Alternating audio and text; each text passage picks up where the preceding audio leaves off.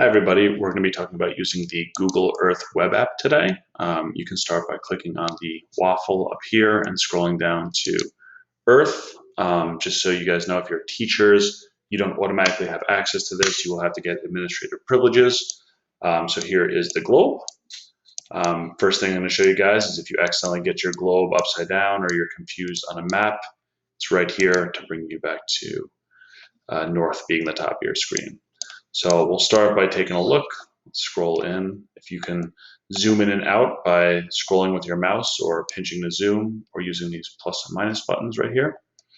So here's Paris. I want to zoom in. Let's take a look at the Louvre. So here's the Louvre. Okay, world famous art museum. Okay, you could take a look, click on some of these things. It'll tell you about different places around them. You know, the information is from Wikipedia, which isn't great, but I think it's a good place to start from, and it's just a great place to kind of go exploring. If we click here on this little fellow right here, it will bring up these blue lines. Those are the streets. So if we want to, we can go and click on one of those, and it will bring us down to a street level view. So here we are. Okay, you can scroll around. You can click on the arrows forward to move forward. Okay, I found a Frenchman in a striped shirt. So again, we're a little disoriented. I'm gonna put myself back at north. Another cool thing you can do is if you've got the little guy, you can click on one of these photospheres and it will bring you to just not necessarily a road, but a single place where people have found a cool look. Right, to get out, it's up here, it's the arrow, and we're gonna kind of zoom back out. You can use the dice right here. The dice will bring you to just a random place around the world. My students love that, just to go exploring and kind of seeing what's out there. You can just keep clicking it until you find something you like. That's what they normally do. And it will just kind of zip you around.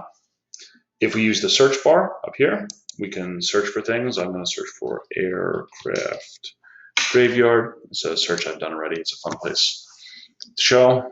And that will give you kind of the basics you need to zip around. If you want to, you can use the projects tile to create like a little tour around the world. You can also change what the map styles look like. You can take off all the borders and everything to kind of see the Earth as it's supposed to look. If you get stuck out like this where you're not quite flat, you can press 2D. I think I have to put this way first. You can press 2D and that should bring you back to kind of a more flattened out view. Okay, you can measure the distances between two places. So I'm going to start from here and then say it's here. So if you want to see the distance between some cities or things like that, it's a useful tool. Cancel that. And the last thing I wanted to show you guys,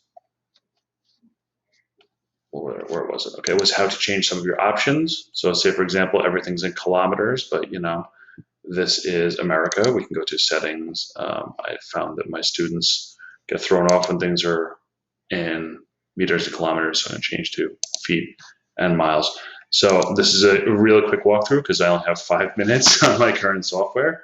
But if you guys have any questions, feel free to send them over and we can take a closer examination.